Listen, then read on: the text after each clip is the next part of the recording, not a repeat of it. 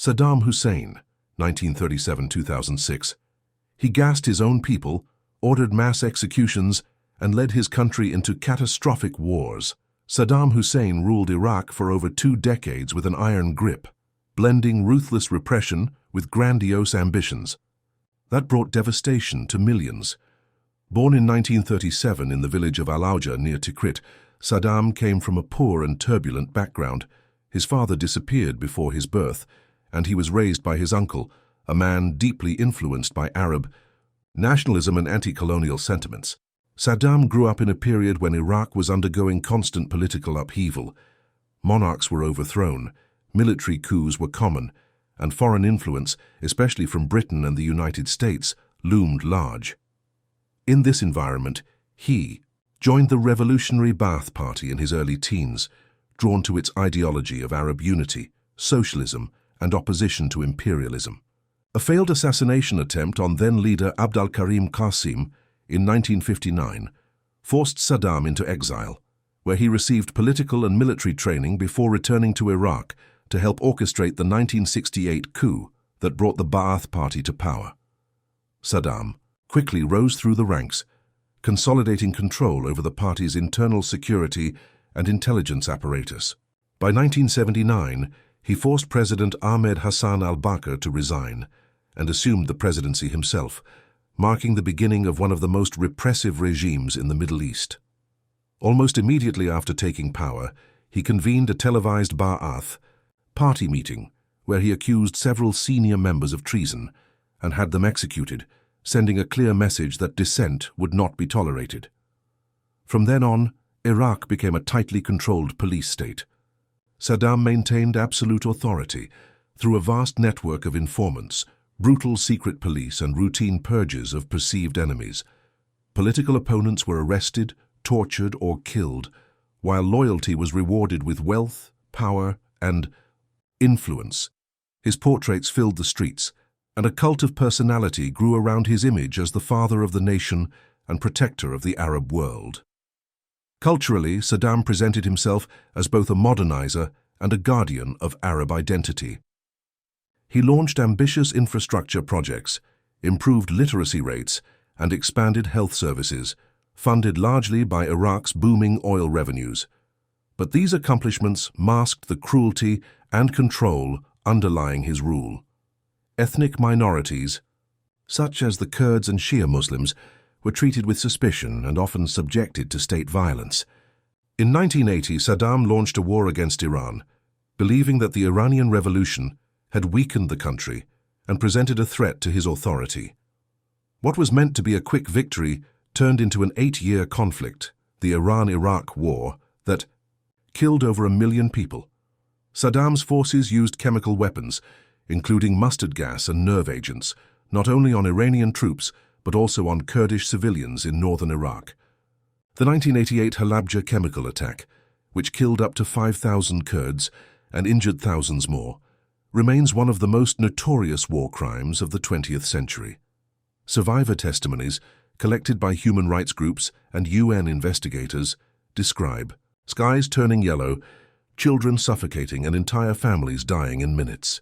These attacks were part of the broader Anfal campaign, a genocidal operation aimed at depopulating Kurdish regions through mass killings, forced displacement, and destruction of villages. Internationally, Saddam's aggressive posture and disregard for human rights made him a polarizing figure. While some Arab nations admired his defiance of Western influence, others feared his ambition. The United States and other Western powers had supported Iraq during its war with Iran, supplying intelligence and material aid, despite knowledge of chemical weapons use. But the alliance fractured in 1990, when Saddam invaded neighboring Kuwait, claiming it as Iraq's 19th province. This move was met with global condemnation and triggered the Gulf War. A US-led coalition launched Operation Desert Storm in 1991, quickly liberating Kuwait and devastating Iraqi military infrastructure. However, the war ended without removing Saddam from power, leaving him weakened but still in control.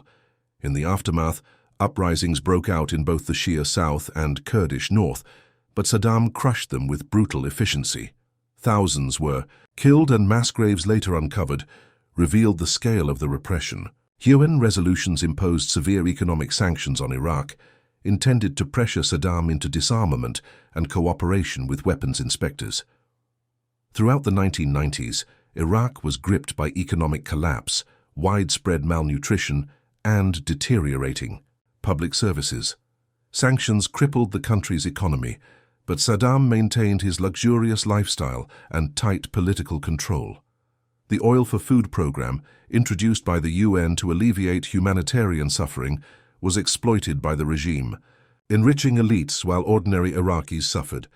Schools, hospitals, and markets crumbled as the state apparatus focused on maintaining loyalty and suppressing dissent. Surveillance remained constant, with entire families punished for the actions of a single member. Cultural expression was tightly regulated, and Saddam even authored novels under a pseudonym, glorifying nationalism and his personal image. Academic research on the period highlights how Saddam used psychological warfare as much as physical force, generating fear so pervasive that people whispered even in their homes, unsure who might be listening. Saddam also invested heavily in military parades, propaganda films, and monuments to his power. His efforts to portray himself as the successor to Babylonian and Islamic emperors included the reconstruction of ancient cities bearing his name and inscriptions. These displays of grandeur were meant to project strength both at home and abroad, but underneath was a system rotting from isolation and corruption. When the 9/11 attacks reshaped U.S. foreign policy, Saddam's regime found itself once again at the center of global attention. Though Iraq was not involved in the attacks, the U.S. government accused Saddam of possessing weapons of mass destruction and supporting terrorism. In 2003, the United States and its allies invaded Iraq, toppling Saddam's government within weeks. No WMDs were found, but the regime's collapse unleashed years of instability, insurgency, and civil conflict. Saddam was captured later that year, hiding in a bunker near his hometown. His arrest was a turning point in modern Middle Eastern history. He was held by U.S. forces and eventually tried by the Iraqi Special Tribunal for crimes against humanity, particularly for the Dujail massacre, where over 140 Shia men were executed, following a failed assassination attempt on Saddam in 1982. The trial, though criticized by some human rights groups for procedural flaws, allowed many victims to tell their stories publicly for the first time. In 2006, Saddam was found guilty and sentenced to death. He was hanged on December 30th of that year. Footage of his execution was leaked and widely circulated, generating mixed reactions across the world, jubilation among some Iraqis, discomfort among observers who saw the event as hastily conducted. Saddam Hussein's legacy is one of authoritarianism, violence, and nationalist ambition. His rule transformed Iraq into a highly militarized, deeply divided state, scarred by war and repression. UN records, survivor testimonies, and academic analysis have thoroughly documented the human rights violations committed during his tenure. From mass graves in the south to chemical attacks in the north, his crimes left permanent wounds on the Iraqi population. Politically, his reign is studied as a classic example of totalitarian control, where fear replaced governance and loyalty was rewarded over competence. Economically, his policies squandered Iraq's vast oil wealth, enriching a narrow elite while the majority lived under sanctions and suffering. Educational and healthcare systems that had once shown promise deteriorated, and the infrastructure, built during the early years of his rule, fell into disrepair under the weight of mismanagement and war. In cultural memory, Saddam remains a divisive figure. Some older Iraqis recall the early stability and development of the 1970s, while others, particularly victims of his purges and wars, remember only terror. Across the region, his defiance of Western powers earned admiration in some nationalist circles, but the cost of his actions, millions dead, displaced, or traumatized, overshadowed any legacy of strength. The consequences of his rule continue to shape Iraq today, from sectarian divisions and political fragmentation to the legacy of authoritarianism that still haunts the country's institutions. His story is a cautionary tale of how power without restraint Ideology without empathy and ambition without accountability can lead to national ruin. Saddam Hussein's era is not just a chapter in Iraqi history, it is a study in how tyranny unfolds and a reminder of the importance of truth, justice and governance rooted in human dignity. Hassan Nasrallah, 1960–2024. Hassan Nasrallah, often seen as a symbol of defiance by some and a divisive figure by others, leads one of the most influential non-state actors in the Middle East while commanding allegiance that rivals nation-states. Despite being frequently associated with Iran due to strategic, ideological and financial ties, Nasrallah is not Iranian. He is a Lebanese citizen and the Secretary General of Hezbollah, a Shiite militant and political organization headquartered in Lebanon. His rise to prominence and enduring grip on power offers a potent example of how religious conviction, geopolitical strategy, and grassroots mobilization can combine to produce a formidable regional actor that continues to shape international diplomacy, military tensions, and internal Lebanese politics. Born on August 31, 1960, in the Burj Hammoud district of East Beirut, Nasrallah came from a modest Shiite family. During his early years, Lebanon was already marked by political instability and sectarian tensions. His family later moved to the southern city of Tyre, where he began to immerse himself in religious studies and displayed a keen interest in theology and Islamic philosophy. By his teenage years, Nasrallah joined the Shiite political party Amal, which was then Lebanon's primary Shiite movement. His experiences during the Lebanese Civil War, coupled with his exposure to revolutionary ideas following the 1979 Islamic Revolution in Iran, played a defining role in his ideological development. He left Lebanon to pursue further religious education in the Shiite seminary of Najaf in Iraq, where he came under the influence of Iran's future supreme leader, Ali Khamenei. This connection proved pivotal. The Iran-Iraq War and regional suppression of Shiite movements led Nasrallah to return to Lebanon, where Israeli military interventions in southern Lebanon added urgency to the Shiite resistance cause. Dissatisfied with Amal's moderate stance, he broke away and joined Hezbollah, a new movement formed with support from Iran's Islamic Revolutionary Guard Corps in the early 1980s. Hezbollah's foundational ideology was centered on the expulsion of Israeli forces, establishment of an Islamic state in Lebanon, and allegiance to Iran's supreme leader. In 1992, following the assassination of then Hezbollah leader Abbas al-Musawi in an Israeli airstrike, Nasrallah, though relatively young, was appointed Secretary General of the organization. This move surprised many observers, but soon proved strategic. Under Nasrallah's leadership, Hezbollah evolved from a fringe insurgent group into a hybrid entity with a formidable military wing, expansive social service, networks, and a significant political presence in Lebanon's parliament. He blended traditional clerical authority with pragmatic political maneuvering, gradually expanding the group's influence in Lebanese society while retaining its revolutionary objectives. Survivor testimonies from war-torn regions of southern Lebanon often cite Hezbollah's provision of housing, education, and healthcare in areas neglected by the central government. This social welfare infrastructure helped cement Nasrallah's image as a protector of the Shiite community, particularly in the face of Israeli airstrikes and internal marginalization. Culturally, Nasrallah's rhetoric is laced with religious symbolism, resistance narratives, and anti-imperialist themes. He consistently frames Hezbollah's actions as defensive responses to aggression by Israel, the United States, or Sunni extremist groups. This narrative has been especially potent in mobilizing support during key conflicts. The most significant military confrontation under Nasrallah's command came during the 2006 Lebanon War, triggered by Hezbollah's cross-border raid that resulted in the capture of 2 Israeli soldiers.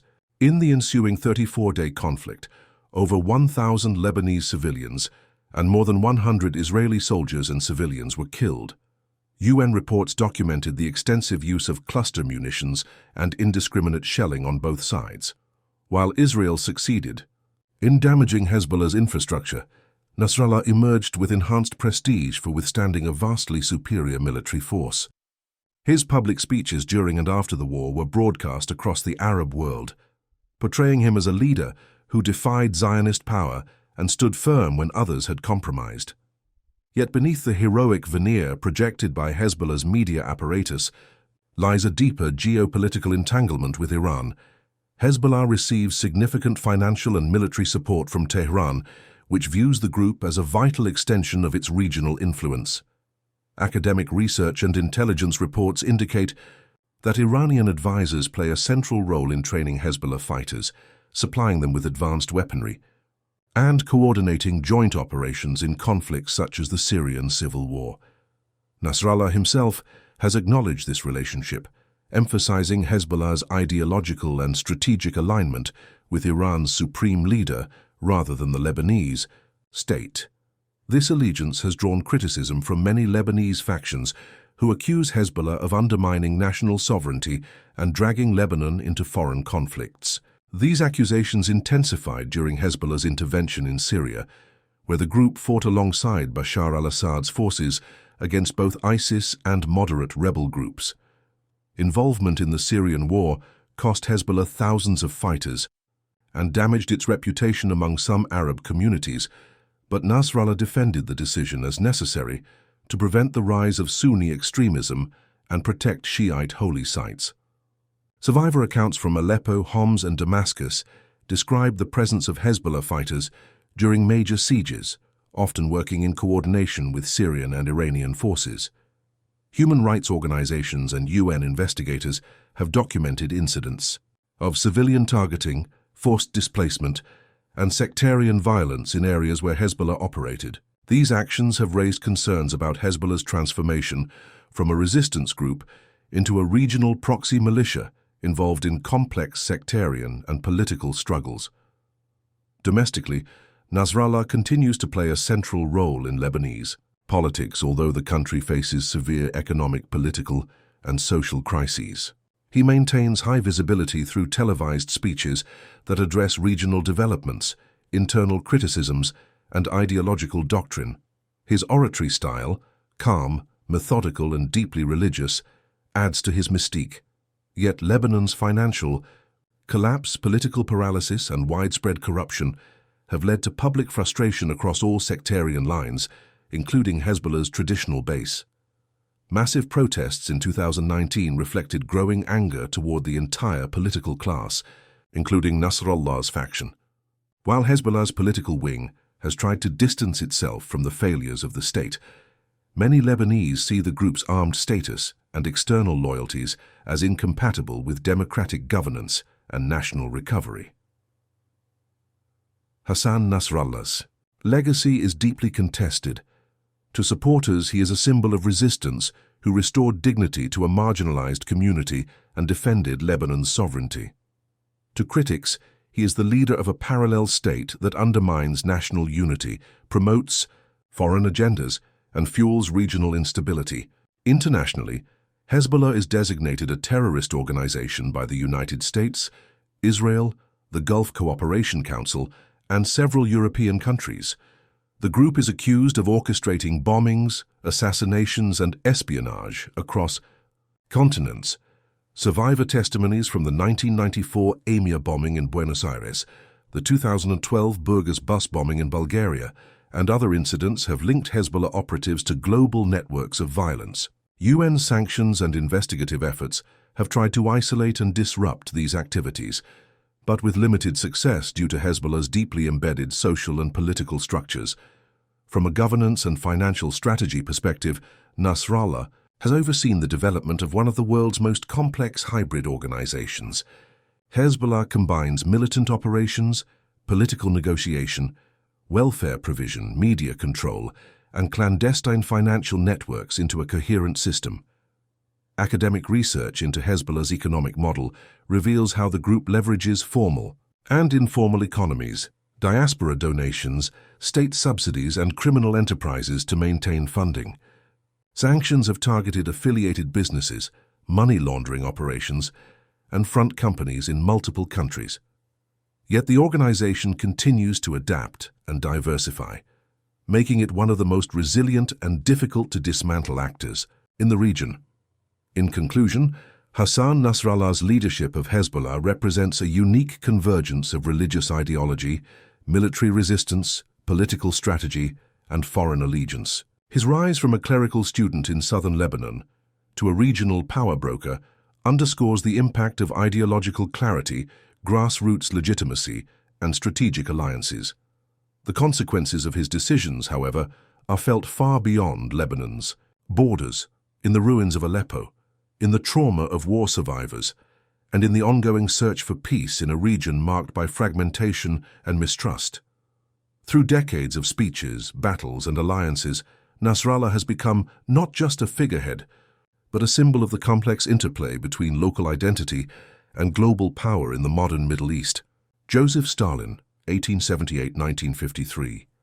He rose from the shadows of revolution to become one of the most powerful and feared figures in modern history, yet behind his iron grip on the Soviet Union lies a staggering legacy of suffering, repression, and death.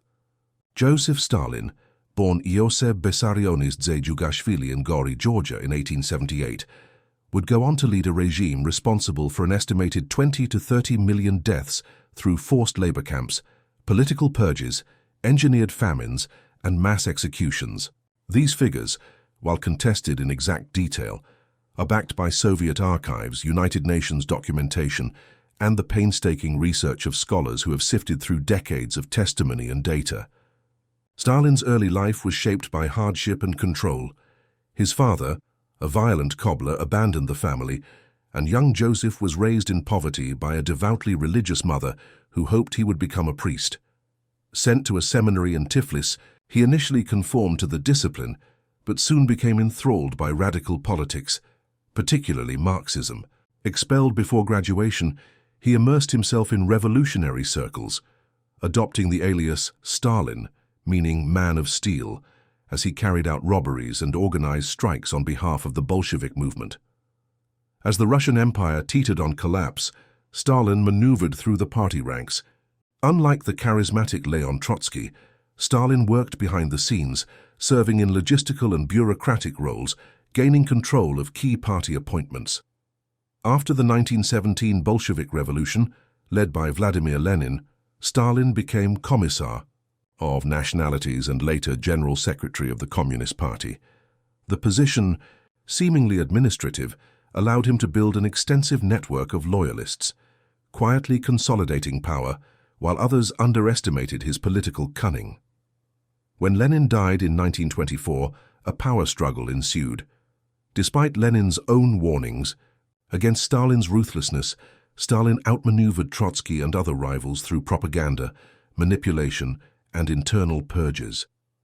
He established himself as the unchallenged leader by the late 1920s, launching a campaign to transform the Soviet Union from an agrarian economy into an industrial superpower at any cost.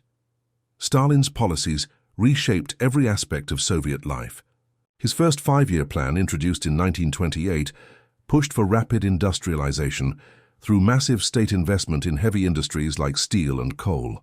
To fund these projects, Stalin initiated the forced collectivization of agriculture, seizing land from peasants and consolidating farms under state control.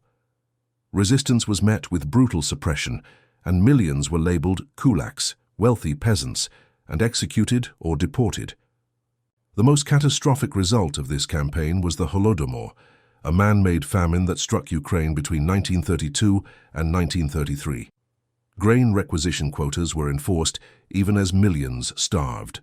Soviet authorities denied the crisis publicly, and international observers were restricted, but survivor accounts and declassified Soviet records confirmed that as many as 4 million Ukrainians died during this period.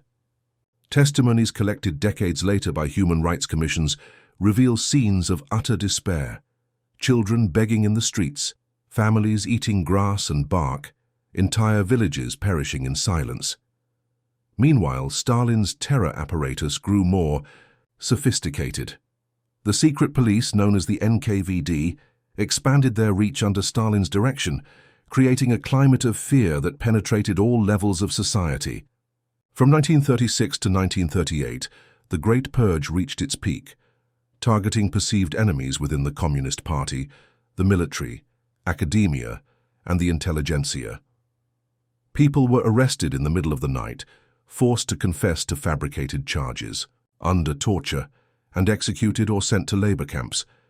The purges claimed hundreds of thousands of lives, including top generals, scientists, and artists. Stalin used show trials to display loyalty and force conformity, while the true scale of the executions was hidden from public view. Soviet citizens lived in constant fear, aware that a whisper of dissent or even a careless comment could lead to disappearance. Families of the accused were punished as traitors, perpetuating a cycle of silence and compliance. Survivor testimonies. From the gulags, brutal forced labor camps spread across remote regions describe conditions of starvation, overwork, and inhuman treatment. Prisoners, many detained for trivial or invented offenses, toiled in freezing temperatures, laying railroads, mining coal, and building cities under constant surveillance. Stalin's grip on power was reinforced by a carefully crafted cult of personality. Portraits of the leader adorned every public building, and his name became synonymous with wisdom, strength, and progress. School children learned that Stalin was the father of the nation, and dissenting voices were scrubbed from history. Academic. Texts were rewritten to glorify his contributions, and artists were coerced into producing idealized images of the Soviet utopia. Behind the curtain of propaganda, however, was a state governed by suspicion and brutality. Even the Red Army, vital to national defense, was not immune. Stalin purged its ranks, weakening its leadership just before World War II. When Nazi Germany invaded the Soviet Union in 1941, Stalin was initially paralyzed by disbelief. His earlier non-aggression pact with Hitler had led him to ignore multiple warnings. The surprise attack devastated the Red Army, and millions of Soviet troops were killed or captured in the initial stages. Yet Stalin quickly recovered, taking direct control of military planning and mobilizing the population with patriotic appeals.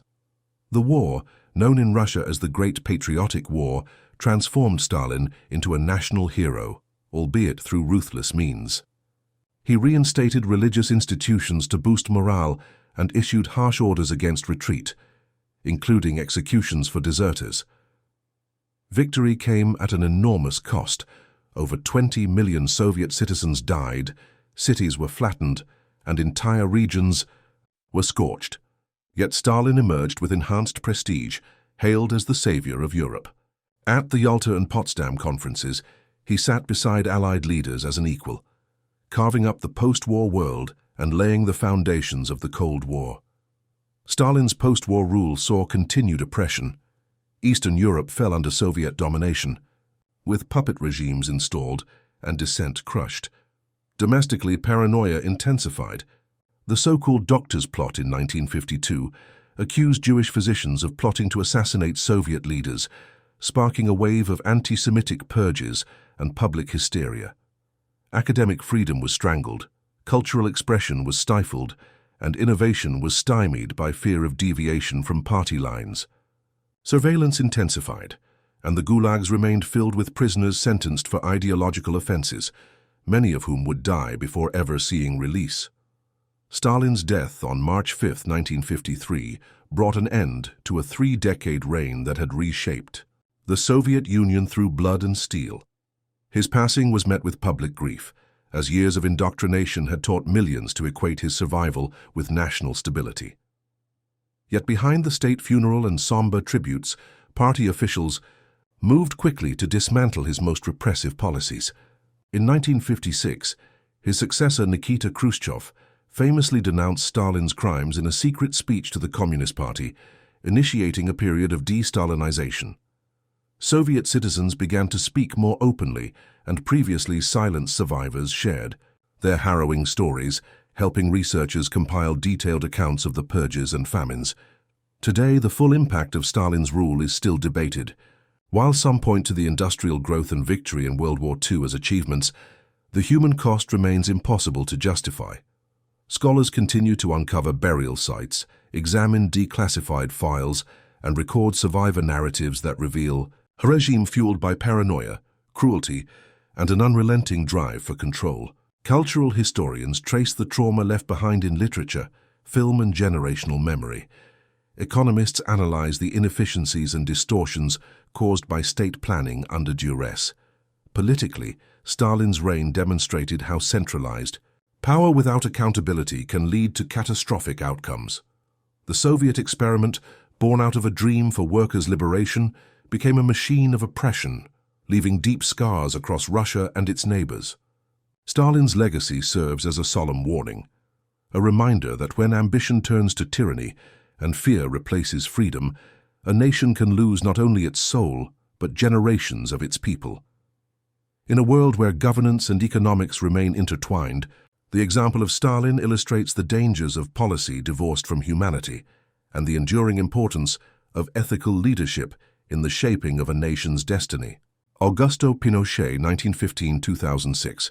He seized power in a US-backed coup, shuttered democracy overnight, and oversaw the torture, disappearance, and execution of over 3,000 Chileans. Augusto Pinochet transformed Chile into one of the most fear-driven police states in Latin America, while implementing radical economic reforms that reshaped the nation for decades. Born in 1915 in Valparaiso, Chile, Pinochet came from a middle-class family with a long tradition of military service. Educated at the Chilean Military Academy, he steadily rose through the ranks, earning a reputation as methodical, loyal, and staunchly anti-communist. His early military career was unremarkable, though he wrote several academic texts on geopolitics and military doctrine. As Chile became increasingly polarized in the 1960s and 1970s, with growing conflict between leftist movements and conservative institutions, Pinochet positioned himself as a firm defender of military order and national unity. In 1970, Salvador Allende, a Marxist physician and senator, was elected president of Chile through a democratic process, becoming the world's first freely elected socialist head of state. His administration launched a sweeping program of nationalization, land reform, and wealth redistribution aimed at addressing deep social inequality. But these policies triggered fierce opposition from the Chilean elite, international investors, and the United States government, which feared Chile would become another Cuba. Economic turmoil, strikes, and political violence intensified. By 1973, tensions had reached a breaking point. Just weeks before the military coup, Pinochet had been named Commander-in-Chief of the Chilean army, a position many believed he would use to defend constitutional order. Instead, on September 11, 1973, Pinochet led a brutal coup d'etat that overthrew Allende, who died during the bombing of the presidential palace. That day marked the beginning of a 17-year dictatorship that would transform Chile's political and social fabric. Immediately following the coup, Pinochet dissolved Congress, suspended the constitution, banned political parties, and declared martial law. Mass arrests began almost instantly. Stadiums, military bases, and detention centers were converted into makeshift prisons where thousands were held without charge. Over 40,000 people were tortured, and at least 3,200 were killed or disappeared, according to Chile's official Truth and Reconciliation Commission. Survivor testimonies describe electric shocks, beatings, waterboarding, and sexual violence used by the secret police, the Dirección de Inteligencia Nacional, DINA. Bodies were dumped into rivers or buried in unmarked graves, many never recovered. Entire families were targeted, and informants were recruited from within communities, fostering a climate of fear and silence. UN records and human rights reports confirm that Chile became a central node in Operation Condor, a coordinated campaign of political repression among South American dictatorships during the Cold War. Intelligence agencies from Argentina, Brazil, Uruguay, Paraguay, and Chile collaborated to hunt down and eliminate leftist exiles, with logistical and financial support from U.S. intelligence agencies. Declassified U.S. documents later revealed that American officials knew of and, in some cases, facilitated these operations under the pretense of countering Soviet influence.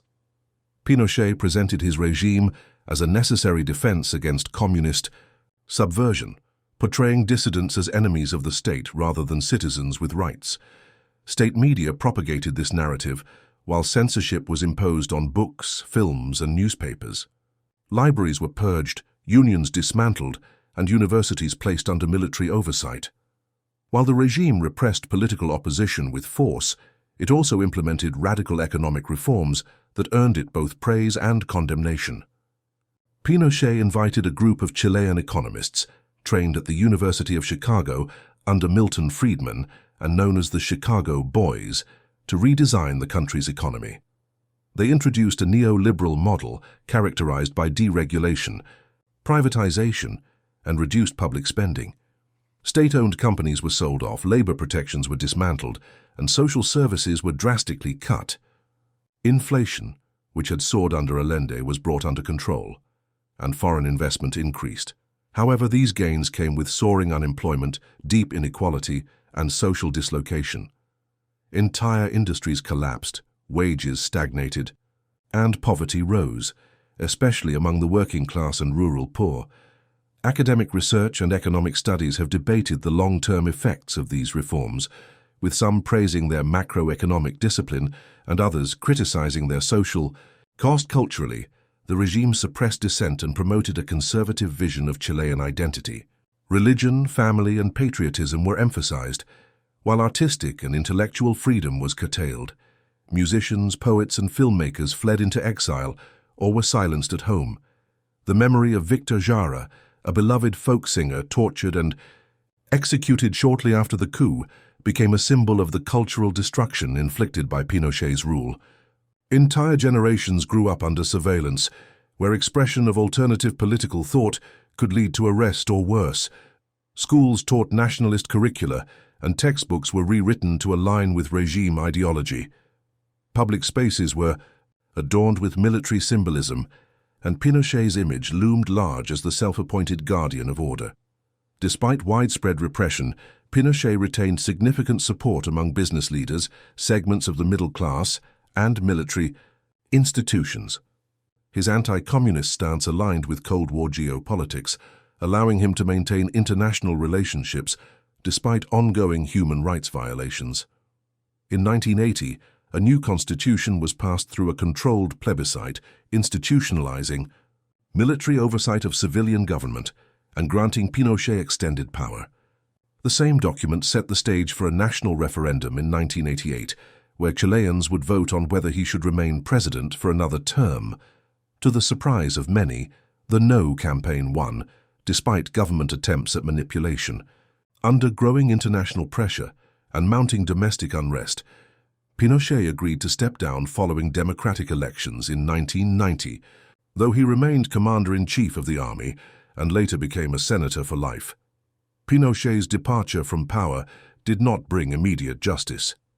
For years, efforts to hold him accountable stalled due to legal protections and political hesitation. However, in 1998, while visiting London, he was arrested under an international warrant issued by Spanish Judge Baltasar Garzón, who sought his extradition for crimes against Spanish citizens killed during his rule. The arrest sparked global debate over universal jurisdiction and accountability for former heads of state. After over a year of legal wrangling, he was released on medical grounds and returned to Chile.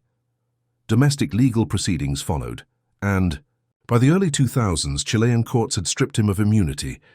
He faced multiple charges, including tax fraud, embezzlement, and human rights violations, but he died in 2006 without being convicted. His death was met with mixed reactions. Some mourned him as a patriot who saved Chile from civil war, while others condemned him as a murderer who never faced true justice. Public opinion in Chile remains divided, with debates over memory, accountability, and reconciliation still ongoing. Memorials to victims stand across the country, while some neighborhoods still display his portrait in defiance. The release of formally classified documents, survivor accounts, and forensic investigations has helped establish a comprehensive record of the regime's abuses. Chile's government has taken steps toward reparations and truth-telling, including the establishment of commissions to investigate disappearances and torture, and compensation programs for survivors and families of victims. From a political science perspective, Pinochet's regime represents a hybrid model of authoritarian neoliberalism, where economic liberalization occurred alongside severe political repression. It serves as a case study in how foreign policy, ideology, and military power can converge to reshape a nation. Scholars have analyzed how legal structures were used to entrench autocracy and how fear was institutionalized through security agencies and surveillance networks. UN reports and international human rights organizations have cited Chile under Pinochet as a critical example in the development of transitional justice mechanisms and global accountability norms. Economically, his legacy is equally complex. The reforms laid the groundwork for decades of growth, but also deepened inequality and weakened public institutions. Debates over pension privatization, labor deregulation, and educational inequality continue to reflect unresolved tensions stemming from the Pinochet era. While some credit his policies for transforming Chile into a stable economy, others argue that prosperity was built on repression, exclusion, and exploitation. His rule reminds the world that growth without justice can deepen division, and that order imposed through fear carries lasting consequences. Ayatollah Khomeini, 1902–1989. He overthrew a Western-backed monarchy, turned one of the Middle East's most modern states into a theocratic republic, and presided over a period that saw tens of thousands executed. Ayatollah Ruhollah Khomeini, the architect of Iran's 1979 Islamic Revolution, reshaped a nation through religion, ideology, and unrelenting repression. Born in 1902 in the small town of Khomein in central Iran, Ruhollah was raised in a devout Shia Muslim family. His father, a cleric, was killed when Khomeini was just 5 months old, leaving him to be raised primarily by his mother and aunt. From an early age, he exhibited strong religious interest, attending seminary and quickly rising through the ranks of Islamic scholarship. As a young cleric, he was deeply influenced by the writings of Islamic philosophers and mystics, but it was politics, especially opposition to foreign interference and domestic corruption, that would define his legacy. By the mid-20th century, Iran had become a battleground of competing ideologies and international interests, particularly after the discovery of vast oil reserves drew the attention of global powers. The monarchy, under Shah Mohammad Reza Pahlavi, implemented rapid modernization through the White Revolution, an ambitious series of reforms that aimed to secularize the country, redistribute land, and elevate women's rights. But these reforms alienated traditional clergy and rural populations, while political dissent was brutally suppressed by Savak, the Shah's feared secret police. Khomeini, already a respected figure in the religious establishment, emerged as a vocal critic of the Shah's regime. He denounced the growing influence of the United States, the erosion of Islamic values, and the systemic inequality between Iran's elite and its impoverished masses. In 1963, after criticizing the Shah's policies in public sermons, Khomeini was arrested, sparking riots across the country. Though released shortly after, he was exiled in 1964, first to Turkey, then to Iraq, and finally to France. Yet exile did not silence him. Instead, it amplified his reach. Khomeini used cassette tapes and smuggled writings to distribute his message throughout Iran. These recordings, passed hand to hand among students, clerics, and workers, denounced tyranny and called for Islamic governance, earning him a devoted following that transcended class and geography. The 1970s in Iran were marked by growing unrest. Economic inequality widened despite oil wealth, inflation soared, and political freedoms remained restricted. Discontent festered beneath a veneer of modernity. When a government-controlled newspaper insulted Khomeini in early 1978, mass protests erupted in Qom and spread rapidly. Each wave of demonstrations grew larger and more violent, culminating in massive nationwide strikes that paralyzed the economy. The Shah, increasingly isolated and in declining health, vacillated between repression and concession. By January 1979, under pressure from both domestic uprisings and international diplomacy, he fled Iran. Days later, Khomeini returned to Tehran. In a dramatic and highly symbolic flight from Paris, greeted by millions of jubilant supporters. His arrival marked not just a regime change, but a seismic cultural and ideological shift. Once in power, Khomeini moved quickly to dismantle the Shah's institutions and replace them with a new theocratic order. In April 1979, a national referendum overwhelmingly approved the establishment of the Islamic Republic of Iran. A new constitution, drafted under his supervision, enshrined the principle of velayat-e-faqih, or guardianship of the Islamic jurist, granting ultimate authority to the supreme leader, a position Khomeini assumed himself. This innovation gave clerics unprecedented political power and placed religious law above all civil institutions. Political pluralism was short-lived. While the revolution had initially united diverse factions, including secular liberals, Marxists, nationalists, and Islamists, Khomeini quickly suppressed competing ideologies. Revolutionary courts tried and executed former regime officials, intellectuals and dissidents in mass trials that often lasted only minutes. Prisons swelled with political detainees. The UN and human rights organizations documented extensive use of torture, forced confessions and summary executions. Survivor testimonies describe overcrowded cells, beatings and secret midnight executions, often with families informed only after burials had taken place. Culturally, Khomeini's regime imposed sweeping restrictions on daily life. The new government enforced strict Islamic dress codes, segregated genders in public spaces, and banned Western music, cinema, and literature deemed un-Islamic. The legal system was overhauled to reflect Sharia law, impacting everything from property rights to criminal justice. Women lost many of the rights they had gained under the Shah, and morality patrols policed compliance with Islamic codes. Education was Islamized, with secular subjects purged or rewritten to align with religious doctrine. Despite these repressive measures, the regime cultivated loyalty through propaganda, welfare programs, and appeals to national and religious identity.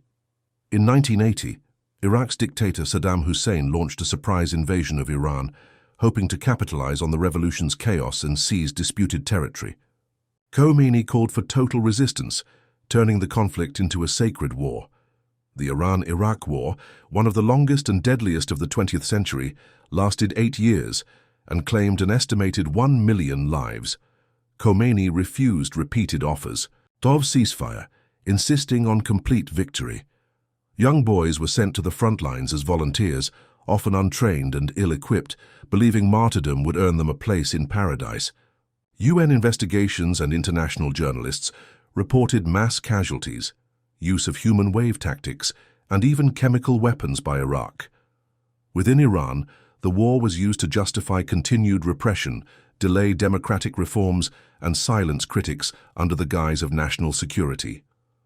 Economic hardship grew as sanctions, war costs, and mismanagement drained resources, but the regime tightened its grip further.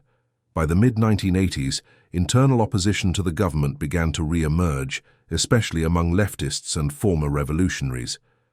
In 1988, Khomeini issued a secret fatwa ordering the execution of thousands of political prisoners, most of whom had already served their sentences.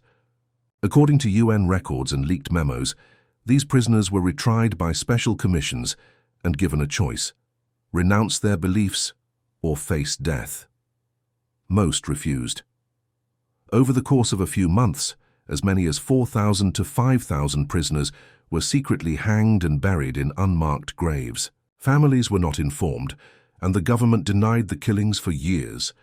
International human rights organizations have since classified the massacre as a crime against humanity. Former prison officials, guards, and surviving detainees have provided detailed testimonies confirming the orders came from the highest levels.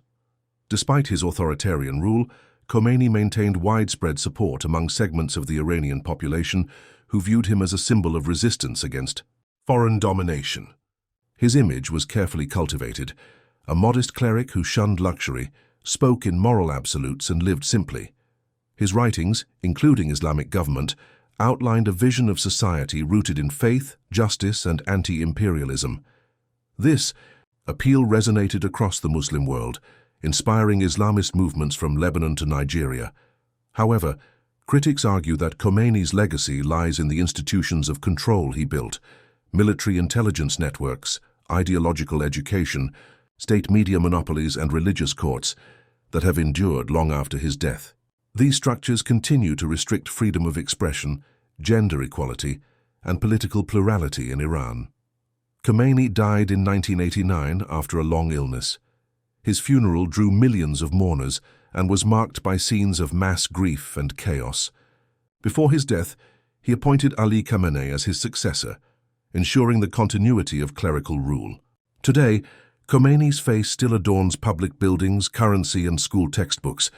His mausoleum in Tehran is a national shrine, visited by dignitaries and ordinary citizens alike. Yet his rule remains controversial. While some Iranians regard him as a revolutionary hero who restored dignity and independence, others view him as a tyrant who replaced one dictatorship with another, sacrificing freedom in the name of faith. From a political science perspective, Khomeini's rise offers a rare example of a cleric leading a mass-based revolution and successfully establishing a theocratic state. His ability to merge populism, religious authority, and nationalism allowed him to maintain control in a volatile environment. Scholars continue to debate the sustainability and implications of his model, especially in a modern world increasingly defined by pluralism and digital communication. Economically, the revolution disrupted Iran's integration into global markets and prioritized ideological conformity over innovation. Sanctions, isolation, and state monopolies led to stagnation, even as the government maintained loyalty through subsidies and populist rhetoric. Francisco Franco, 1892–1975, he presided over a nation torn by civil war, ruled through fear for nearly 4 decades, and left behind a legacy stained by mass executions and repression. Francisco Franco, Spain's dictator from 1939 until his death in 1975, reshaped the country's political landscape with authoritarian control that silenced dissent and crushed democracy. Born in 1892 in the coastal city of Ferrol in Galicia, Franco came from a family with strong naval traditions. His father, a naval officer, was distant and often absent, while his mother, devoutly Catholic, instilled in him discipline and religious devotion. Though originally set on a naval career, Franco enrolled at the Infantry Academy in Toledo when naval recruitment was frozen. He quickly proved himself a dedicated and ambitious cadet, and his early military postings in the Spanish Protectorate of Morocco exposed him to brutal colonial warfare. During this time, he gained a reputation for toughness, loyalty, and ruthlessness, rising rapidly through the ranks. By the early 1930s, Spain had become a republic after King Alfonso III went into exile. The Second Spanish Republic ushered in sweeping reforms: land redistribution, separation of church and state, women's suffrage, and military restructuring. These changes polarized the country. Conservatives, monarchists, and the Catholic Church feared the erosion of traditional values, while the left pushed for deeper social transformation. Franco, a traditionalist deeply loyal to military hierarchy and Catholicism, viewed these reforms as dangerous. He remained largely apolitical publicly, but aligned privately with reactionary views. In 1934, he helped suppress a miners' uprising in Asturias with extreme force, further establishing his reputation as a reliable enforcer of order. By 1936, Spain was on the brink of collapse. Elections brought a popular front government, a leftist coalition of Republicans, socialists, and communists, to power, inflaming tensions with conservatives and the military. In July 1936, a group of generals launched a coup against the government, sparking the Spanish Civil War. Franco, initially a secondary figure in the conspiracy, quickly emerged as its leader. He used his control over the Spanish Army of Africa, composed of hardened colonial troops, to cross into mainland Spain with Nazi German and fascist Italian air support. Over the next 3 years, Franco's nationalist forces fought against the Republican side, which was supported by international brigades, Soviet aid, and a mix of liberal, socialist, and anarchist factions. The war was brutal and ideological, marked by bombings, massacres, and summary executions. Cities like Guernica, famously bombed by German planes in 1937, became symbols of civilian suffering and international outrage. Franco's forces gradually gained the upper hand, in part due to superior coordination, foreign support and internal divisions among Republican factions. In 1939, Madrid fell, and Franco declared victory. What followed was not reconciliation but retribution. Tens of thousands of Republicans, leftists and intellectuals were executed or imprisoned in what became known as the White Terror. The post-war repression dismantled all opposition and cemented Franco's absolute rule. Political parties were banned, labor unions dissolved, and a vast censorship apparatus installed. Prisons filled with political dissidents and military tribunals sentenced thousands to death. Families of the executed were often denied information, and many victims were buried in mass graves, their identities lost to history. Survivor testimonies and exhumations decades later have documented these atrocities in detail, prompting efforts by international human rights organizations and the United Nations to ensure proper memorialization and justice. Franco established a one-party state under the Falange Española Tradicionalista, a fascist-inspired movement fused with Catholic conservatism. The regime promoted traditional gender roles, enforced Catholic doctrine, and imposed strict social codes. Education was placed under church control, and regional languages like Catalan and Basque were suppressed. The economy, initially autarkic, suffered from stagnation, rationing, and isolation during the 1940s. Spain remained neutral in World War II, but sympathized with Axis powers. Volunteers from Spain even joined the German army to fight on the Eastern Front, forming the Blue Division. After the war, Franco's ties to defeated fascist regimes made him an international pariah, but the Cold War soon changed his fortunes. As the West shifted focus to combating communism, Franco recast himself as a bulwark against Soviet influence. In the 1950s, Spain received US aid in exchange for military base access, and diplomatic relations were gradually restored. This geopolitical repositioning allowed Franco to maintain power while modernizing the economy. By the 1960s, Spain experienced significant economic growth, known as the Spanish Miracle. With the help of technocrats and limited liberalization, tourism boomed, industrial output increased, and living standards improved. However, political freedoms remained tightly restricted. Opposition movements, though growing in strength, operated underground or in exile. Student protests, labor strikes, and regional nationalist movements were suppressed through police brutality and surveillance.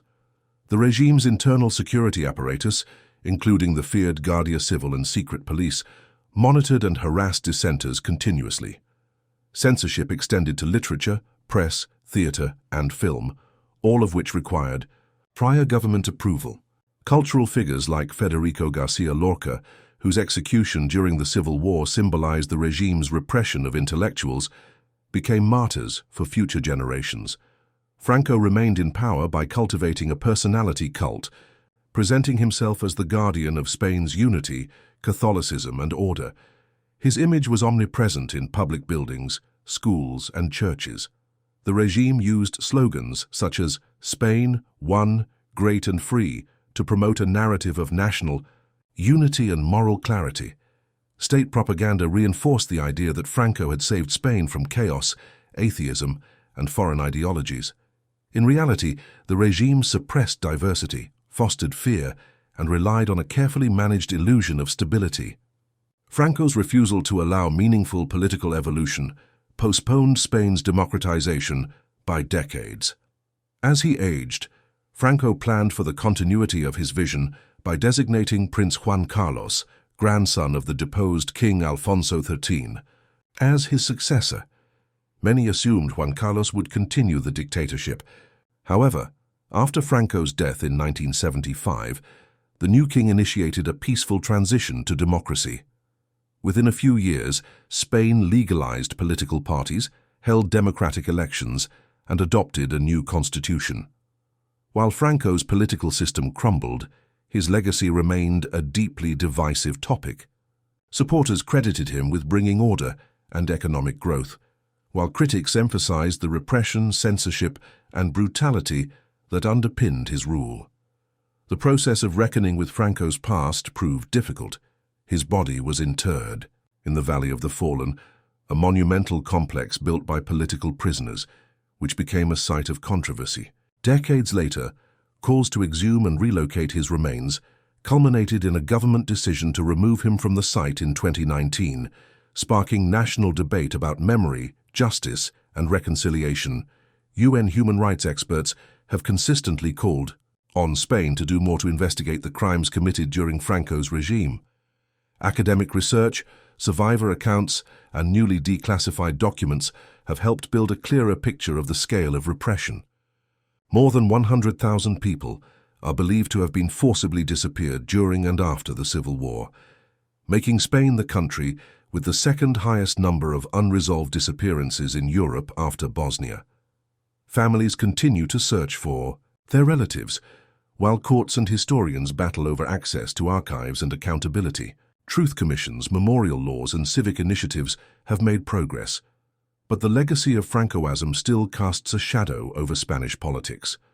From a governance perspective, Franco's regime exemplifies how authoritarianism can endure by merging nationalism, militarism, and cultural control.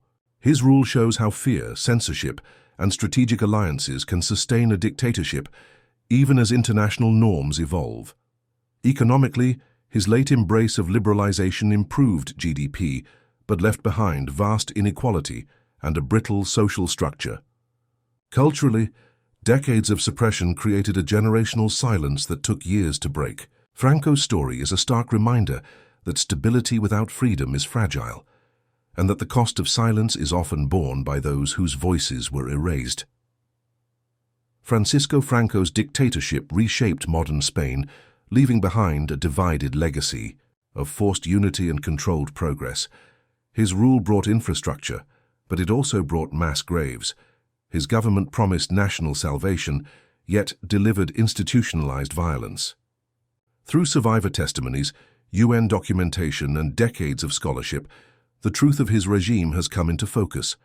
A government built on fear, fueled by ideology, and sustained through absolute power. As Spain continues its journey toward reconciliation and remembrance, Franco's rule remains a cautionary tale of what is lost when a nation trades liberty for order. Ivan the Terrible, 1530–1584. He murdered his own son in a fit of rage and orchestrated massacres that decimated entire cities.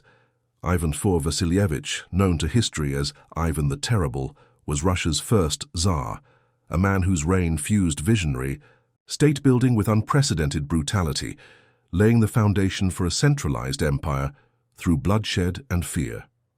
Born in 1530 in Kolomenskoye near Moscow, Ivan came into the world as the long-awaited heir to the Rurik dynasty.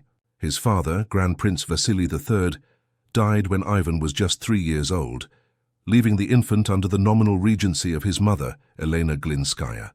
Her sudden death, likely by poisoning, plunged the court into chaos and sparked a brutal power struggle among boyar families. Ivan's early life was marked by isolation, manipulation, and neglect. He witnessed firsthand the treachery of the nobility, enduring both physical abuse and psychological torment. These formative experiences etched deep scars into his psyche and fueled a lifelong distrust of the aristocracy, planting the seeds of his later violence. In 1547, at the age of 16, Ivan crowned himself Tsar of all Rus, a title that not only elevated him above the traditional role of Grand Prince, but also linked his authority to the divine right of rulers, reflecting Byzantine and Orthodox Christian influence. His coronation was accompanied by a vision of centralized power and religious unity. Early in his reign, Ivan introduced significant reforms aimed at modernizing the Russian state.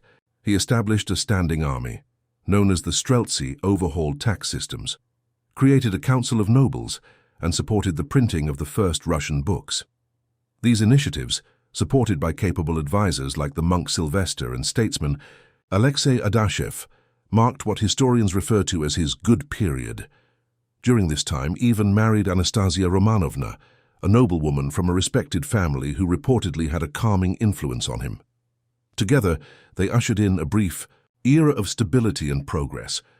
However, the death of Anastasia in 1560 shattered that balance.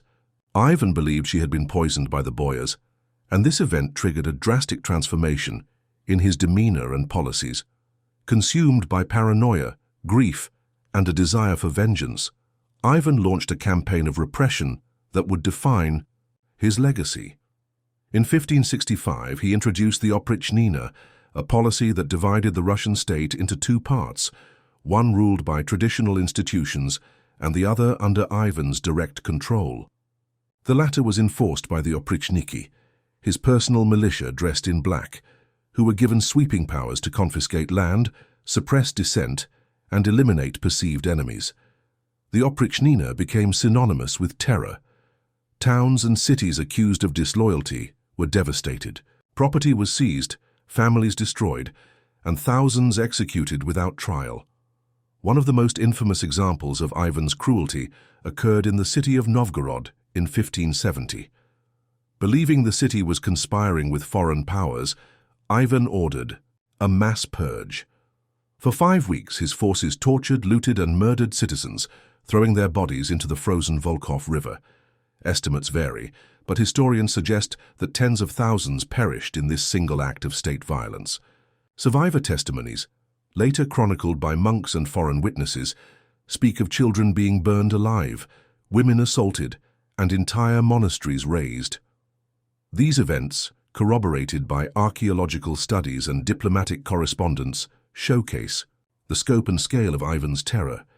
Despite this brutality, Ivan remained a complex and contradictory figure.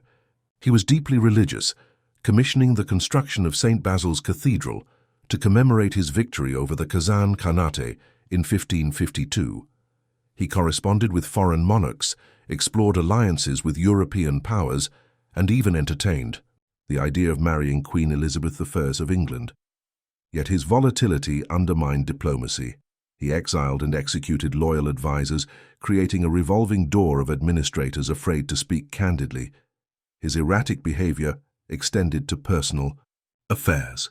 In 1581, during a violent argument, Ivan struck his eldest son and heir Ivan Ivanovich with a staff, fatally injuring him. The act was witnessed by court officials and immortalized in paintings and reports, symbolizing the destructive nature of his unchecked power. Culturally, Ivan was both a patron and a tyrant. He encouraged scholarship, music, and orthodox theology, but censored dissent and manipulated religious institutions to support his rule. His personal writings reveal a keen intellect and rhetorical skill, laced with references to scripture and classical texts. However, his deep-seated belief in divine justification for his actions allowed him to rationalize mass violence as a necessary means to preserve unity and order. This duality, intellectual sophistication and extreme cruelty, has fascinated historians for centuries. UN cultural heritage bodies and academic researchers have examined Ivan's policies within the broader context of early modern state formation, recognizing his contributions to Russian centralization while condemning the human cost. Economically, Ivan's rule was disastrous. His wars, particularly the protracted Livonian War aimed at gaining access to the Baltic Sea, drained the treasury and devastated the population. Trade routes were disrupted, agricultural lands destroyed, and inflation soared. The oprichnina decimated the economy by removing productive landowners and replacing them with loyalists who lacked management skills. This instability led to famine and depopulation in key regions. Tax burdens increased, and peasants fled or became serfs tied to the land, deepening the feudal structure that would hinder Russian development for centuries. While Ivan sought to make Russia a major European power, his methods weakened the very foundations he tried to strengthen. In the realm of governance, Ivan's reign introduced a precedent of autocracy that would influence Russian rulers from Peter the Great to Stalin. By combining religious authority, military force, and personal loyalty into a single command structure, he forged a model of centralized control that endured long after his death. Yet the price was high. His reign left a fractured society, traumatized by purges, war, and the fear that any moment of defiance could end in death. Upon his death in 1584, Russia entered a period known as the Time of Troubles, a succession crisis marked by famine, civil war, and foreign intervention that highlighted the fragility of the system Ivan built. In modern Russia, Ivan the Terrible remains a deeply polarizing figure. Some nationalists revere him as a strong ruler who defended Russian sovereignty against internal traitors and external enemies. Others emphasize his cruelty, seeing in his story a warning about the dangers of absolute power. Monuments, books, and films reflect this divided legacy, balancing admiration for his statecraft with condemnation of his methods. The Russian Orthodox Church, which once canonized martyrs of his purges, has cautiously acknowledged his religious contributions without endorsing his violence. Academic studies across the world continue to revisit his life, using new archival discoveries and interdisciplinary approaches to reassess his impact. Ivan the Terrible's story is ultimately one of transformation, from a reform-minded young Tsar to a tyrant whose name became a byword for fear. His early achievements in law, military expansion, and cultural patronage were overshadowed by paranoia, repression, and cruelty. Survivor accounts, diplomatic reports, and scholarly analyses all agree on the profound trauma he inflicted on Russia. His legacy is not just in monuments or legends, but in the long-term political and psychological imprint he left on a nation that would wrestle with the idea of strongman rule for centuries. For those studying governance, power, and history, Ivan's reign offers an enduring lesson in how ambition, when unchecked by compassion or accountability, can consume both ruler and realm. Adolf Hitler, 1889–1945. A cold, calculated voice once boomed over German airwaves, promising revival and greatness. Yet behind that voice lay the single most devastating force of the 20th century. Adolf Hitler, born on April 20, 1889, in Braunau am Inn, Austria, would grow from a disillusioned dreamer into the architect of history's most destructive war and one of the most horrific genocides ever recorded. His legacy is soaked in the blood of over 50 million lives, including 6 million Jews, systematically murdered during the Holocaust. That staggering figure is not an estimate. It is rooted in countless pages of survivor testimonies, detailed UN war crimes reports, and meticulous academic research compiled over decades by historians committed to preserving the truth of that grim period. Hitler's early life was steeped in loss and discipline. His father Alois, a rigid customs officer, died when Adolf was 13. His mother Clara, who nurtured him gently, passed away 4 years later. Initially aiming to become an artist, Hitler twice failed to gain admission to the Academy of Fine Arts Vienna. These rejections festered into resentment, especially during his years of destitution in Vienna, where he lived in shelters and developed virulent anti-Semitic views, absorbing nationalist and racial purity ideologies that were common in the crumbling Austro-Hungarian Empire. When World War I erupted, Hitler enlisted in the Bavarian army, serving as a dispatch runner. Though he was decorated for bravery, the war's end devastated him. The Treaty of Versailles, with its harsh penalties on Germany, was seen by many, including Hitler, as a national humiliation. Germany's economy crumbled, and its citizens faced starvation, hyperinflation, and unemployment, creating fertile ground for extremist ideologies to take root. Returning to Munich, Hitler joined the German Workers' Party, which he soon reshaped, into the National Socialist German Workers' Party, the Nazi Party. His charisma, impassioned speeches, and ability to manipulate public emotion turned him into a powerful political figure. Hitler's speeches were filled with promises of restored German pride and veiled and often overt blame directed at Jews, communists, and the democratic leaders of the Weimar Republic. In 1923, he attempted a failed coup, the Beer Hall Putsch, which landed him in prison. While incarcerated, he dictated his manifesto Mein Kampf, outlining his racial ideology and vision for Germany's future. It is within those pages that the seeds of genocide and world war were first formalized. Hitler believed in the supremacy of the Aryan race and described Jews as parasites who must be removed from German society. His anti-Semitism was not merely prejudice, it was genocidal in scope, rationalized by pseudoscientific racial theories that positioned Jews as the root of all societal ills. By the early 1930s, Germany was gripped by chaos. Economic collapse and political instability opened the door for Hitler, who in 1933 was appointed Chancellor. From that moment on, he moved swiftly to consolidate power. The Reichstag fire was used as a pretext to suspend civil liberties, and, soon after, the Enabling Act gave Hitler dictatorial powers. The Nazi state began its transformation into a totalitarian machine, guided by a twisted ideology of racial purity, militaristic expansion, and absolute loyalty to the Führer. Jews were immediately marginalized. The 1935 Nuremberg laws stripped them of citizenship, banned intermarriage, and laid the legal groundwork for their removal from German society. Propaganda, driven by Joseph Goebbels, painted Jews as enemies of the state, normalizing discrimination and violence. Kristallnacht in 1938 marked the transition from social persecution to state-sponsored terror. Synagogues were burned, Jewish businesses looted, and thousands of Jews arrested. International condemnation was swift but ineffective. Hitler had realized that the world's outrage would not translate into action. At the same time, Hitler's foreign policy was shifting into high gear. Violating the Treaty of Versailles, he rebuilt the military, reoccupied the Rhineland, annexed Austria in the Anschluss, and absorbed Czechoslovakia's Sudetenland under the guise of protecting ethnic Germans.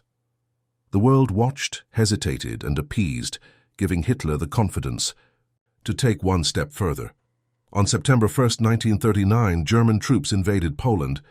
2 days later, Britain and France declared war, marking the beginning of World War II. The Nazi blitzkrieg, lightning war, crushed Poland, Denmark, Norway, France, and much of Western Europe with staggering speed. Meanwhile, Hitler entered into a temporary pact with Stalin's Soviet Union, carving up Eastern Europe. However, the ultimate betrayal came in 1941, when Hitler launched Operation Barbarossa, a brutal invasion of the Soviet Union that would ultimately become his greatest strategic blunder. It was during this period that the Holocaust reached industrial scale. The Einsatzgruppen, mobile killing units, roamed Eastern Europe executing Jews en masse, while plans were being made for the final solution. This plan, formalized at the Wannsee Conference in 1942, led to the construction of extermination camps such as Auschwitz, Treblinka, and Sobibor. Trains carried millions of Jews, Roma, disabled individuals, and other minorities to these death. Camps where gas chambers, medical experiments, forced labor, and starvation awaited. Eyewitnesses like Elie Wiesel and Primo Levi later recounted the horror, testifying to the loss of humanity inside the camps. The United Nations and Allied forces would later compile extensive records of these atrocities, providing unshakable proof of genocide. By the war's end, over 6 million Jews had been murdered, not as casualties of war, but as part of a calculated, systematic extermination. Despite early victories, Hitler's empire began to unravel after 1943. The failure to conquer the Soviet Union, coupled with the United States' entry into the war following the attack on Pearl Harbor, turned the tide against Nazi Germany. Allied forces launched campaigns in North Africa, Italy, and eventually Normandy. Hitler, increasingly isolated and delusional, refused to accept defeat. He issued no-retreat orders that cost hundreds of thousands of German lives and rejected peace overtures that could have spared more devastation. As Allied forces approached Berlin in April 1945, Hitler retreated to his underground bunker, where he continued to fantasize about last-minute victories. But there were none. On April 30, 1945, he took his own life alongside his longtime partner Eva Braun. Just days later, Germany surrendered unconditionally. In the war's aftermath, the world was left to reckon with the scale of destruction. Entire cities had been reduced to rubble, millions were displaced, and entire communities had been wiped out. The Nuremberg trials, conducted under the oversight of the United Nations and Allied powers, exposed the full extent of the Nazi regime's crimes. Testimonies from survivors and perpetrators alike provided a detailed and chilling chronicle of the Holocaust. Hitler had not acted alone, but he had been the ideological engine behind the most lethal conflict in human history. His actions redrew national borders, birthed the Cold War, and permanently altered the global order. Germany, once entranced by promises of greatness, emerged broken and humiliated, its people forced to confront complicity, guilt, and loss. Culturally, Hitler's rise and fall left an indelible scar across Europe, where anti-Semitism, nationalism, and authoritarianism are still studied and warned against. Institutions such as the United Nations and the European Union were, in part, born from the ashes of Hitler's ambition, established to prevent the repetition of such horror. Academics continue to dissect the economic, social, and psychological pathways that led ordinary people to enable such terror, ensuring that remembrance remains a safeguard against repetition. The financial and human cost of Hitler's legacy remains incalculable. Estimates of war-related deaths vary between 40 to 50 million, but the trauma left in its wake defies numbers. In a world that strives for progress, the story of Adolf Hitler endures as a dire cautionary tale about the fragility of democracy, the dangers of unchecked hate, and the devastating cost of blind obedience to tyrannical power. Mao Zedong, 1893–1976. A single policy decision can shift the fate of millions, but under Mao Zedong, entire generations were uprooted, starved, and purged, resulting in an unfathomable death toll estimated between 45 to 70 million, a scale of suffering that reshaped the soul of a nation and left irreversible scars on the world's most populous country. Mao Zedong, born in 1893 in the small village of Shaoshan, Hunan Province, began life in modest rural surroundings. The son of a wealthy but strict peasant-turned-landowner, Mao was exposed early to both the constraints of Confucian tradition and the turbulence of a decaying Qing dynasty. While expected to conform to filial discipline, Mao's rebellious nature led him to question authority and seek new ideas. As a teenager, he immersed himself in classical Chinese literature and Western political thought, influenced especially by nationalist and revolutionary writings. Enrolling in a teacher training college, Mao became captivated by Marxist ideology after the 1917 Russian Revolution.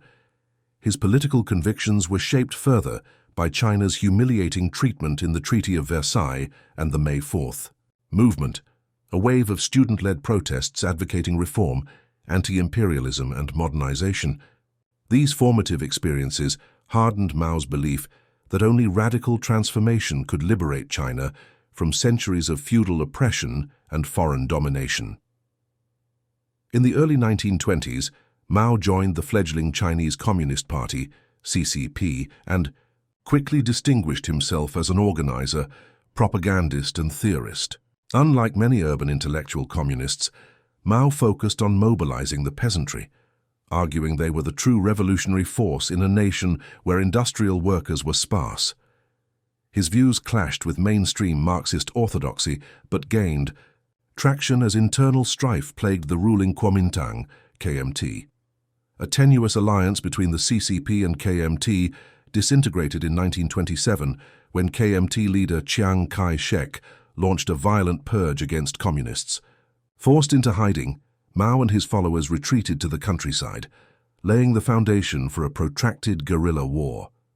The infamous Long March of 1934 to 1935, during which Mao's forces trekked over 6,000 miles under constant attack, was both a strategic retreat and a myth-making journey. Although only a fraction of the original fighters survived, the ordeal cemented Mao's status as an indomitable leader willing to sacrifice everything for the cause. He emerged as the uncontested head of the CCP, portraying himself as a beacon of resistance against both domestic tyranny and foreign imperialism. As World War II erupted, the CCP and KMT formed a fragile alliance to resist Japanese occupation. Mao used this opportunity to expand his base in rural China, establishing Soviet-style communes and cultivating loyalty among peasants. After Japan's defeat in 1945, civil war resumed between the CCP and KMT. Despite US backing of Chiang Kai-shek, the Communists gained the upper hand, aided by peasant support, superior organization, and widespread dissatisfaction with KMT corruption. By 1949, Mao declared victory, founding the People's Republic of China.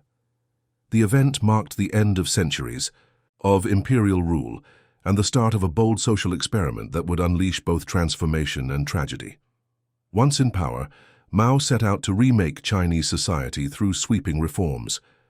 Land was confiscated from landlords and redistributed to peasants in a violent campaign that saw hundreds of thousands executed as class enemies.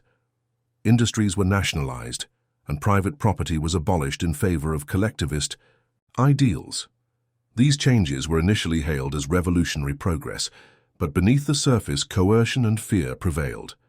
Political campaigns like the 3 Anti and 5 Anti movements targeted intellectuals, businessmen, and bureaucrats, using public humiliation, forced confessions, and imprisonment to enforce conformity. As Mao's cult of personality grew, dissent became not just dangerous but unthinkable. In 1958, Mao launched the Great Leap Forward, a campaign to transform China from an agrarian society into a modern industrial state. The plan emphasized backyard steel furnaces, communal dining halls, and the consolidation of farms into massive communes. Farmers were instructed to abandon traditional practices and report inflated grain outputs, creating the illusion of success. However, the reality was catastrophic. Resources were misallocated, labor was wasted, and weather conditions exacerbated the chaos. The state continued to export grain even as famine ravaged the countryside. Tens of millions starved to death between 1959 and 1961 in one of the deadliest famines in human history. Survivor accounts describe entire villages succumbing to hunger, families forced to consume leaves and bark, and bodies left unburied for days. Academic studies and newly available Chinese archives confirm that the famine was not merely a natural disaster, but the result of policy failure, denial, and repression. Local officials feared reporting the truth, and those who tried were silenced or punished. International observers were kept in the dark, and to this day, the full scale of the suffering remains a painful chapter in China's collective memory. Mao briefly retreated from active leadership, allowing moderate figures like Liu Shaoqi and Deng Xiaoping to implement pragmatic reforms that restored economic stability. But Mao viewed this shift as a betrayal of revolutionary purity. In 1966, he unleashed the Cultural Revolution, a decade-long political campaign aimed at purging capitalist, traditional, and bourgeois elements from Chinese society. He called on youth to rise up against the four olds: old customs, culture, habits, and ideas. Millions of young people formed Red Guard units attacking teachers, intellectuals, religious figures, and even their own parents. Historical monuments were destroyed, libraries were burned, and universities were shut down. Chaos engulfed the nation as Mao encouraged mass mobilization and political struggle. The regular government and military were paralyzed, and violence broke out between rival factions. Many were denounced in mass rallies, subjected to beatings and forced to confess imaginary crimes. Estimates suggest that hundreds of thousands were killed or driven to suicide, while millions more were displaced or sent to labor camps. Testimonies from survivors of the Cultural Revolution, collected by Chinese exiles and foreign researchers, reveal a landscape of terror and psychological trauma.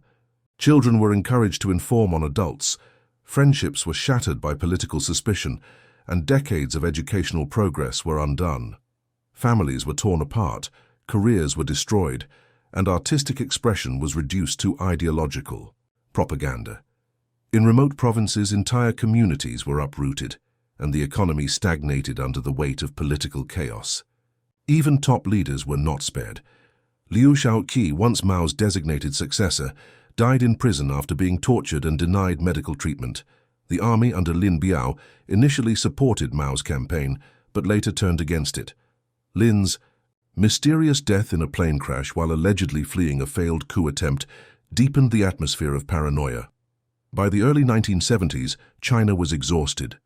Mao, aging and ailing, began to scale back direct interventions, though his influence remained unchallenged. In a surprising geopolitical shift, he authorized rapprochement with the United States, leading to President Nixon's historic visit in 1972. This move broke decades of isolation and positioned China as a strategic player in the Cold War, yet, domestically, repression continued. Intellectuals remained under surveillance, and the wounds of the past decade festered. Mao's final years were marked by declining health and internal power struggles. When he died on September 9, 1976, millions mourned publicly, their grief amplified by years of state indoctrination. However, behind the orchestrated tributes, a quiet reckoning was beginning. His death marked the end of an era defined by ideological extremism and state-sanctioned violence. In the aftermath, China's new leadership, particularly under Deng Xiaoping, began dismantling many of Mao's policies. The Cultural Revolution was officially denounced as a disaster, and efforts were made to rehabilitate victims and restore stability.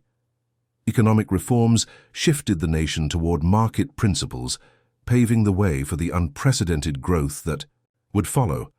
Yet the memory of Mao lingers in China's national psyche. While he is still honored as the founding father of modern China, his record remains deeply contested. Statues and portraits still stand, but historians continue to unearth evidence of the colossal human toll his rule exacted.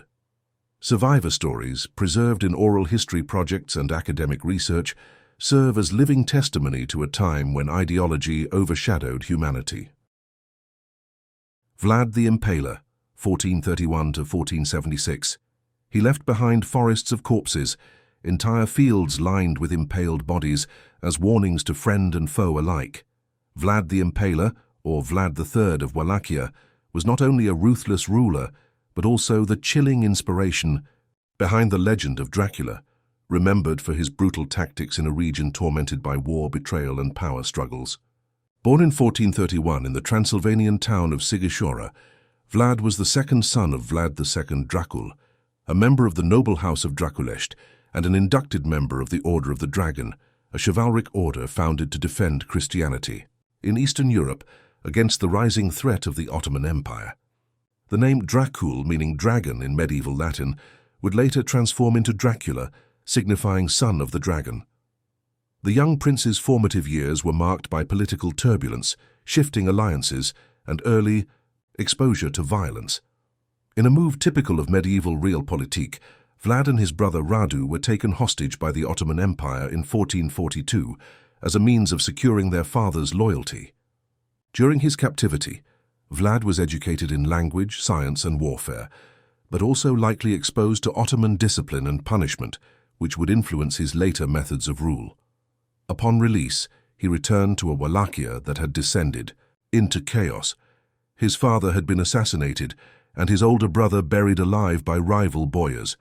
The region, positioned between the Ottoman Empire to the south and the Kingdom of Hungary to the north, was a battleground of influence, with Wallachian rulers frequently replaced through foreign intrigue and local betrayal. Amid this backdrop of instability, Vlad began his quest to reclaim the throne. He ascended to power briefly in 1448, was deposed, and spent the next years rallying support, eventually reclaiming the throne in 1456. His reign marked the beginning of a brutal and controversial legacy. Determined to restore order and centralize power, Vlad waged a merciless campaign against the boyars, whose disloyalty he blamed for his family's downfall. He invited hundreds to a feast and then had them arrested, with many impaled or forced into slave labor to construct his fortress at Poenari. This method of punishment, impalement, would become his signature, a form of execution designed to instill maximum fear. Impalement involved inserting a sharpened stake through the body, often rectally, and hoisting the victim upright to die, slowly over hours or even days. The cruelty of this method, combined with Vlad's strategic use of public displays, earned him a terrifying reputation across Europe. Reports from German, Hungarian, and Ottoman sources describe mass executions, including entire villages depopulated for defiance. One of the most infamous accounts, based on German pamphlets circulated in the late 15th century, claims that Vlad impaled 20,000 Ottoman prisoners near Târgoviște in a grotesque display meant to repel invaders. Though some numbers are likely, exaggerated by political enemies, archaeological findings and contemporary letters suggest that mass killings were indeed a regular feature of his reign. Survivors and chroniclers painted a portrait of a ruler who fused psychological warfare with ruthless discipline, reducing crime, but at a staggering human cost. Despite, or perhaps because of his cruelty, Vlad was revered by some contemporaries as a necessary force in a region plagued by lawlessness and foreign domination. He defended Wallachia's sovereignty against Ottoman incursions, rejecting the traditional tribute and launching guerrilla-style raids deep into enemy territory. His night attack at the Battle of Târgoviște in 1462 shocked the Ottoman forces and demonstrated his military ingenuity. Disguised soldiers infiltrated the Ottoman camp, causing confusion and inflicting heavy losses. Yet the Ottomans regrouped and advanced, prompting Vlad to implement scorched earth tactics, poisoning wells and destroying crops to deny resources to the enemy. His resistance earned him praise from some European leaders, particularly Pope Pius II, who saw him as a defender of Christendom despite the brutal means. However, Vlad's relationship with neighboring powers was tenuous. His alliance with Hungary faltered, and in 1462 he was captured and imprisoned by King Matthias Corvinus, possibly due to pressure from nobility who feared his growing influence. During his imprisonment, pamphlets circulated across Europe describing his atrocities in detail, contributing to his infamous reputation.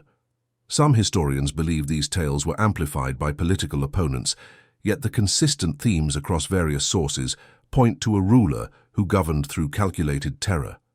After more than a decade of captivity, Vlad was released and briefly reinstated as ruler of Wallachia in 1476. His final reign was short-lived. He was killed in battle later that year, possibly betrayed by his own men. His body was reportedly decapitated, with his head sent to the Ottoman Sultan as a trophy. Vlad's death marked the end of a violent era, but his legend only grew. The blending of historical cruelty with folklore created a mythos that captured the imagination of future generations.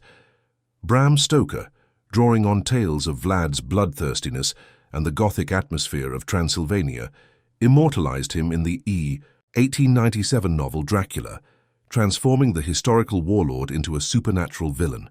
Though the connection between the historical Vlad and the fictional vampire is loose, the name and some thematic elements endure. Academic researchers studying his reign view him as a paradox, a nationalist hero and a tyrannical killer, shaped by and responding to the violent world around him.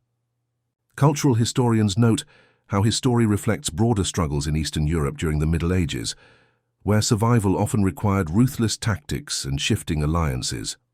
Modern Romania has a complex relationship with Vlad the Impaler. While he is remembered as a defender of national integrity and an early symbol of resistance, his methods remain controversial. Monuments and castles bearing his legacy attract tourists, and local narratives sometimes emphasize his justice and strategic brilliance over his brutality.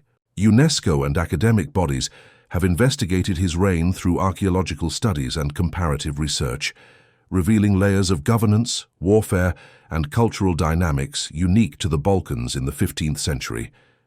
These investigations separate legend from fact, highlighting how political propaganda and oral tradition can distort historical truth.